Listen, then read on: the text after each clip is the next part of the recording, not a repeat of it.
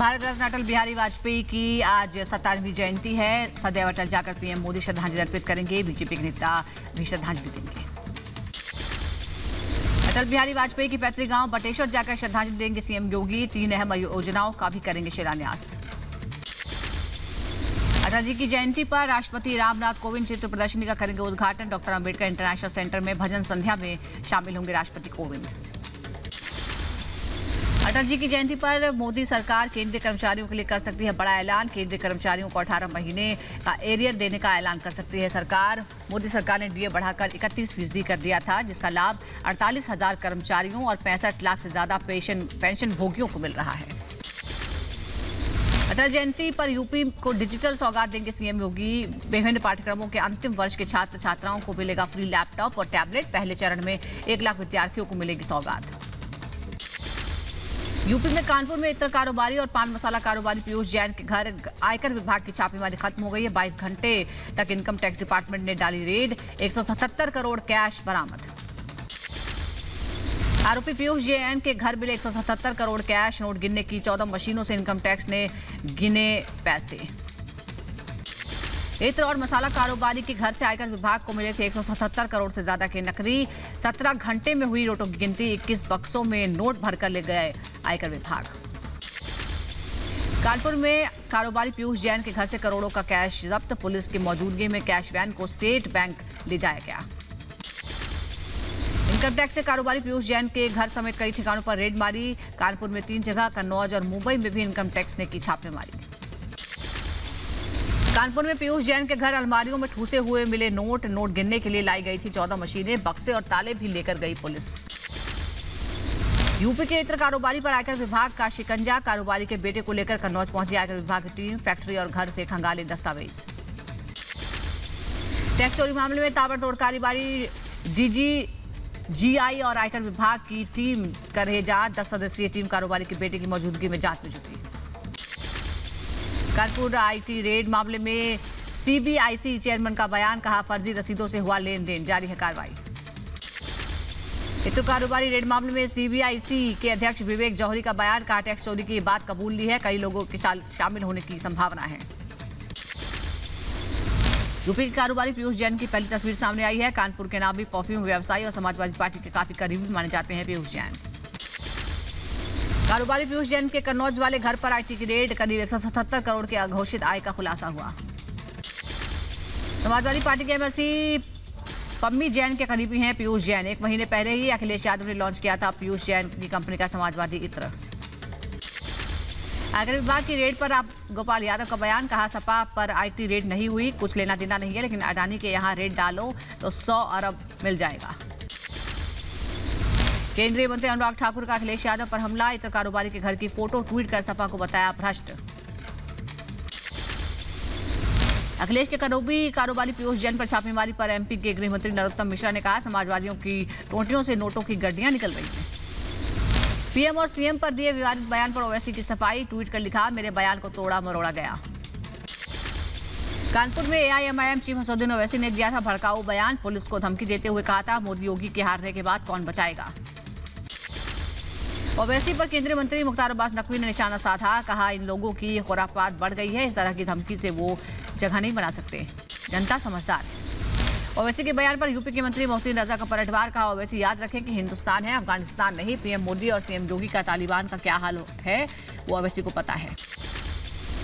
ओवैसी के बयान पर नरोत्तम मिश्रा का बयान। ओवैसी जातिगत राजनीति कर रहे हैं, चुनाव के बाद दाग ढूंढते रह जाओगे ऐड की तरह। ओवैसी के बयान पर कांग्रेस नेता राशिद अल्वी ने चुनाव आयोग को घेरा। कहा चुनाव आयोग कोई कार्रवाई क्यों नहीं करता, अगर ये बयान किसी दूसरे नेता ने दिया होता तो अब तक केस हो चुका होता।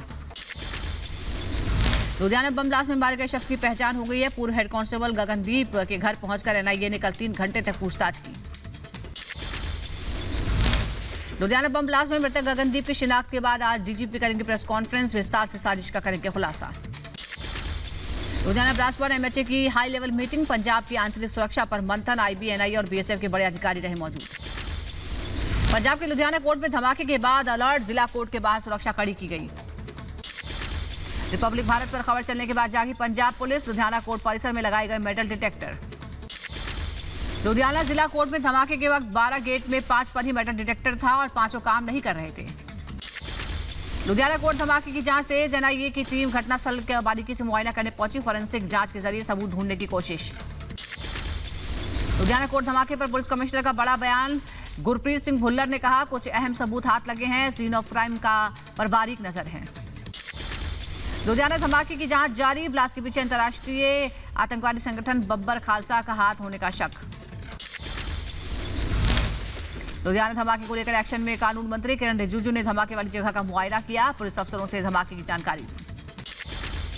कोर्ट परिसर में मौजूद वकील का दावा, धमाके में पहले कोर्ट में नहीं थी कोई भी सिक्योरिटी। ब्लास्ट के बाद बढ़ाई गई है कोर्ट की सुरक्षा। लुधियाना धमाके के घायलों से आम आदमी पार्टी के सांसद भगवंत मान ने मुलाकात की। अस्पताल जाकर घायलों का हाल जाना। पंजाब के सीएम चरणजीत सिंह ने लुधियाना पहुंचकर घटनास्थल का मुआयना किया। कहा, जांच में सभी एजेंसियां जुटी हैं, किसी को बख्शा नहीं जाएगा। बीजेपी महासचिव तरुण चुग ने चंडी सरकार पर लगाया आरोप। कहा, पंजाब सरकार ड्रोन से हथियार फेंकने की घटना को छिपा रही है।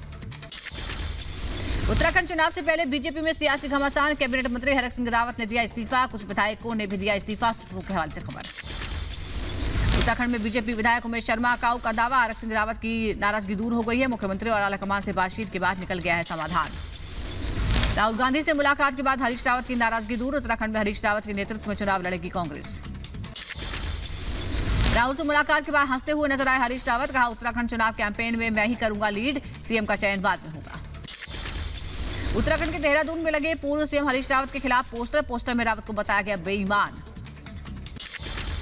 सीएम केजरीवाल पर कांग्रेस का पलटवार। रविंद्र शेरगिल ने कहा, केजरीवाल फेंकने में माहिर है। केजरीवाल को ढोंगी पाखंडी कहा। आज अमेठी को कई परियोजनाओं की सौगात देंगे स्मृति ईरानी। केंद्रीय मंत्री नितिन गडकरी और यूपी के डिप्टी सीएम केशव प्रसाद मौर्य भी रहेंगे मौजूद। केंद्रीय मंत्री सर्बानंद सोनोवाल के साथ अयोध्या के हनुमानगढ़ी मंदिर पहुंचे सीएम योगी। आरती उतार भगवान हनुमान का लिया आशीर्वाद।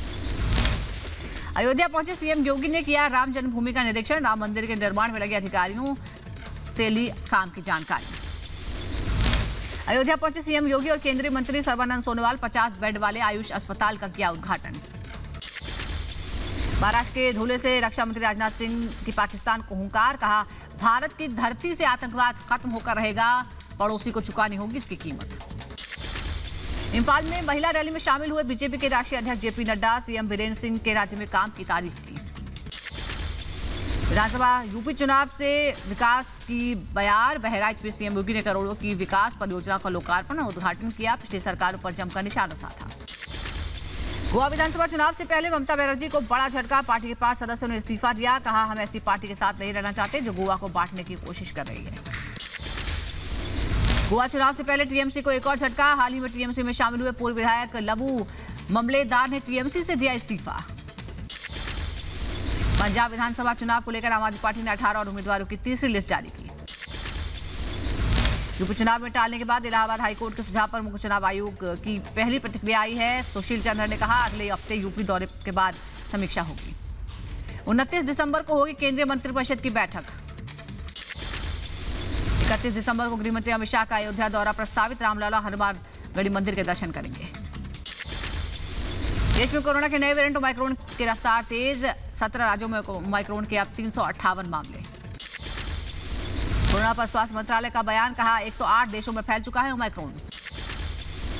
मुंबई में फिर तेजी से बढ़ा कोरोना। पिछले 24 घंटे में आए 683 नए केस। दिल्ली में कोरोना की रफ्तार तेज। पिछले 24 घंटे में 180 नए मरीज सामने आए। ओमाइक्रोन के मामलों के चलते यूपी में लगा नाइट कर्फ्यू।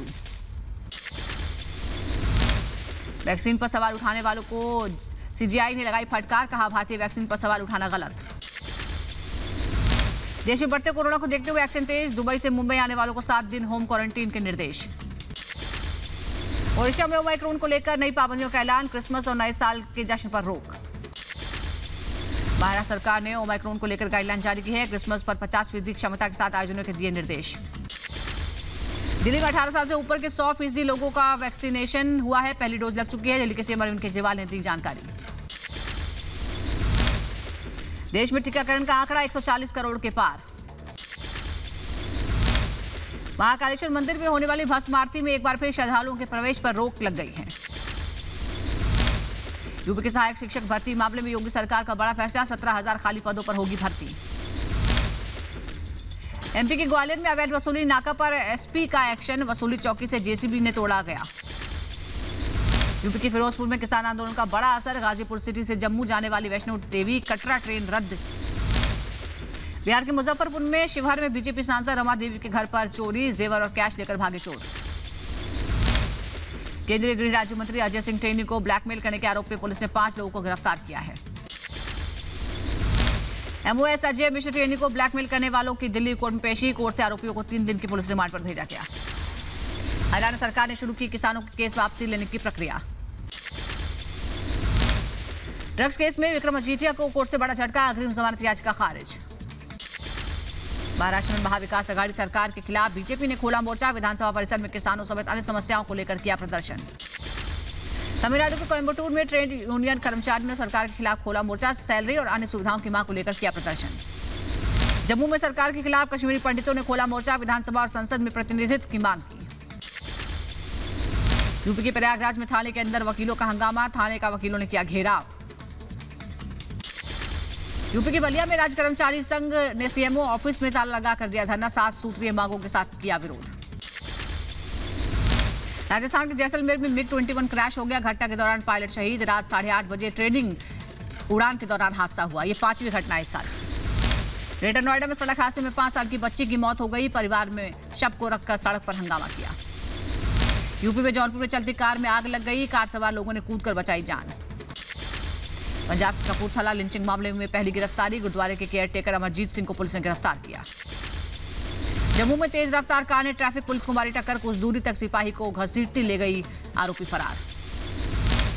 यूपी के मैनपुर में 23 दिनों में 20 बच्चियों को निमोनिया हो गया है, जिला अस्पताल निमोनिया में 157 मरीज भर्ती कराए गए। एमपी के होशंगाबाद में रिश्वतखोर पटवारी को लोकायुक्त ने धर दबोचा। यूपी के सहारनपुर में पुलिस और पशु तस्करों के बीच मुठभेड़ हो गई, 2 तस्करों ने कई राउंड फायरिंग की। आगे बढ़ते हैं, यूपी की मथुरा में चेकिंग के दौरान पुलिस और बदमाशों के बीच मुठभेड़। यूपी की बदायूं में 2 किलो से ज्यादा अफीम के साथ 3 तस्कर गिरफ्तार। एमपी के धार जिले में दुकानदारों और राह चलने वाले लोगों पर पथराव किया गया।